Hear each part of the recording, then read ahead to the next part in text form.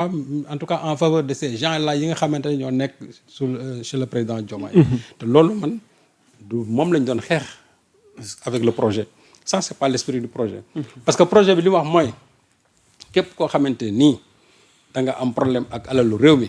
képp koo xamante ni da nga def ay ñaawteef justice daf la war a daan. du ñu xool sa couleur politique du ñu xool sa proximité avec président avec le premier ministre avec telle autre personnalité de l'État. justice dafa war a def liggéeyam comme cela se doit. Ousmane Sonko ne cesse de rappeler. fu mu toog mu ne leen. man sama rakk ma bokkal ndey ak baay tey bu fekkante ne dafa am lu ko tuumaal buñ ne ko nip jàpp sama yoon newu ci. li ma mën daal mooy danaa dem seeti ko fa mu nekk. wutal koy avocat ñu taxawu ko mais quant à intervenir moom pour ñu ne dañ ko setal daram. kooku moom moom xalaatu ko. kii jël exemple ci njabootam kooku nag keneen taxul muy wax. et je crois que président Diomaye aussi noonu la war a taxawee.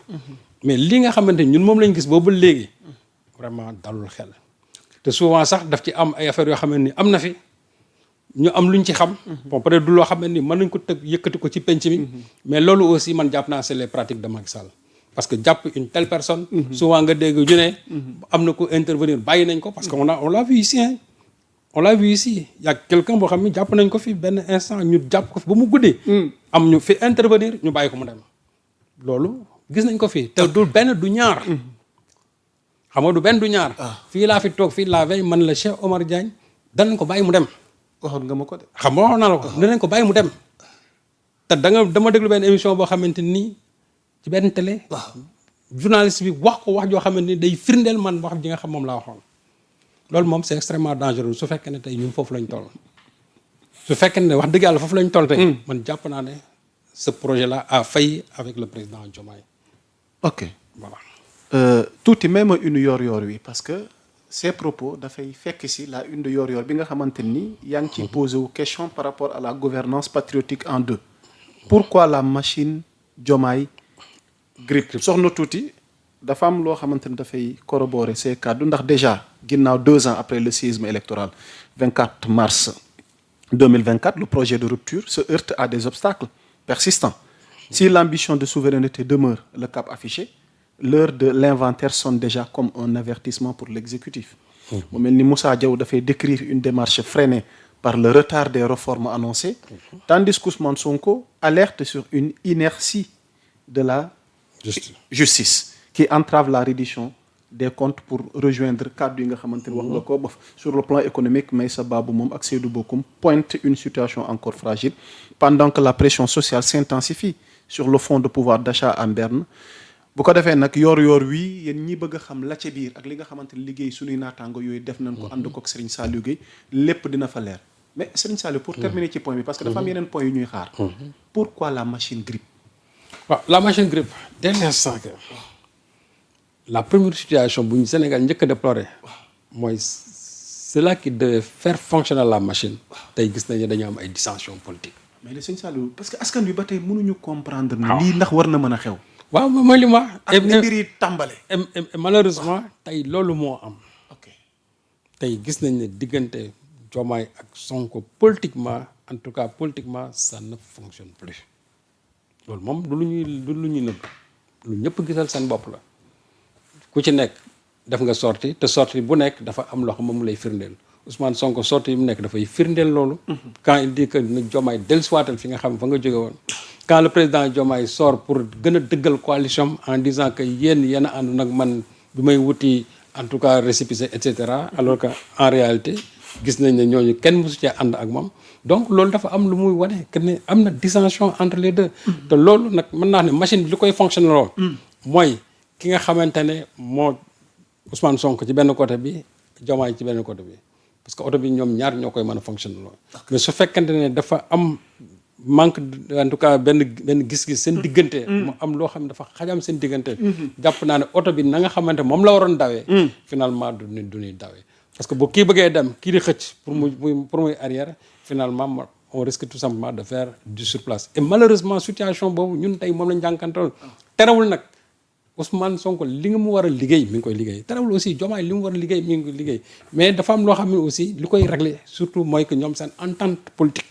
parce que seen entente politique ci la jàmmi réew mi nekk soo gisee sermon yi imam yi bari def ci Korité bi c'est-à-dire qu'ils ont parlé de cette cohésion là ñoom ñaar c'est-à-dire il faut que ñu déggoo au plan politique pour que réew mi dox parce que à terme ci tasaaroo lay mujj tôt ou tard c'est-à-dire que day ci tasaaroo lay mujj situation la boo xam ne ni mënul dem ba 2029 c'est pas possible soit Ousmane moom ne nu dem kon à terme Diomaye ak ñi ko wër chaque jour di wax ne tàggale ko Ousmane ils finiront par lui faire prendre cette décision là un jour ou l'autre danañ ko jëloo décision il va se séparer de son premier ministre Ousmane Sonko nag moom daf ci am responsabilité et wax na dëgg parce que lii projet bi fi ñu egsi fii tey amul kenn koo xam moom moo ko ci ëppale bu ñu doon wax tey actionnaire majoritaire moom la il est plus actionnaire majoritaire que le président Diomaye donc yëfam la yoo xam ne moom mënu ko bàyyi c'est vrai que c'est lui le premier ministre mais Diomaye ëppale wu ko ci dara Diomaye nag li mu am mooy la légalité constitutionnelle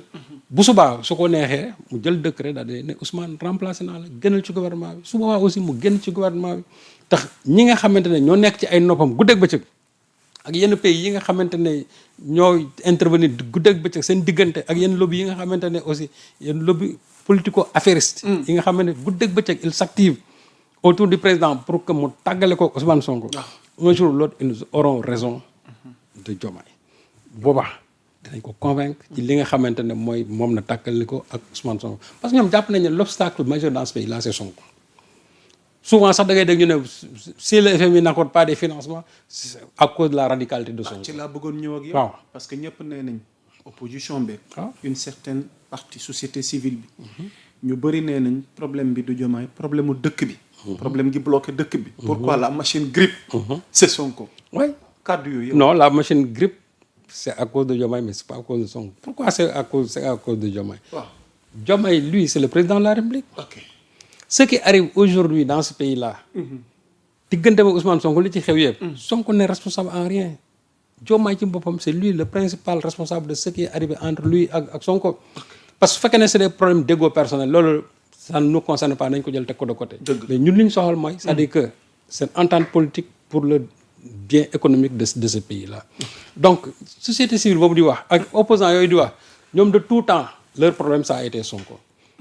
d'ailleurs lépp lu am ci réew mi doo dégg mu ko ñu ne tudd Diomaye et c'est là où il fragilise le président ñoom seen bopp parce que lu xew ci réew mi ñu ne Sonko gis nga problème yi te dinañ ci dikkaat léegi cette histoire d'emprunt caché là boo noppee ci lii ci lañ jëm. waaw ci lañ jëm même déjà looy dégg Sonko ngay dégg tu n'entends jamais le président de la République lépp ngay c'est-à-dire Sonko ngay dégg donc moo tax ma ne ñoom seen problème principal c'est-à-dire que c'est Sonko. pourquoi elle dérange. waaw non xam nga parce que bu fekkente ne da nga jàkkaarloo ñoo xam ne jubuñu dañuy am problème Sonko yàlla dafa jub du loo xamante ni man maa koy inventé loolu lu nit ñi gisal seen bopp la.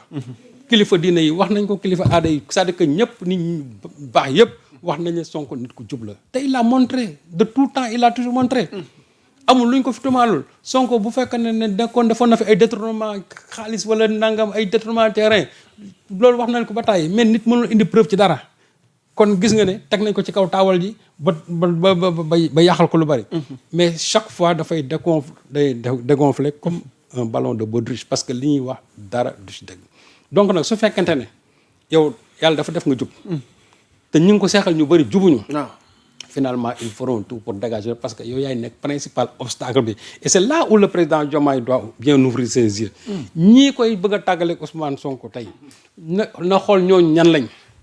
ces gens-là est-ce qu'ils ont eu à gérer quelque chose dans ce pays et comment ils ont géré ça. société civile boobu nga ñuy wax noonu est-ce que c'est des gens yoo xam ne ni ils sont transparents ci fonds yi nga xam ñoom moom la ñuy recevoir parce que loolu aussi c'est des choses à demander. fonds société civile boobu. il suffit tout simplement nga leen mais montrez-nous la transparence dans les fonds que vous recevez fan lay duggal ñaata ngeen ci am nangam ak nangam kenn du la ko ci wax. dogguma la xanaa Alioune Tine bi ñu ko laajee mu wax ci mbiru borom ñaari tur yi mën a du ci wax. du ci wax mais duñ ci wax. mais une bonne partie des sociétés civiles de ce pays-là mais ils sont entourés par des. loolu dafa jaaxal ñu bëri quoi ñu laaj la ci question. mais duñ ko wax cee wax parce que mu ne du ci wax. mais moo tax ma ne nañ gëstu financement yi fu mu jógee parce que l'histoire des financements yi su fekkee ne dafay jógee ci milieu yu demee noonu mais doo ci wax duñ ci wax c'est-à-dire que man de tout temps doo gis benn société civile bu taxaw affaire ñaari tur yi c'est-à-dire nga wax ci loo xamante ne nii c'est pour durcir la loi doo ko dégg.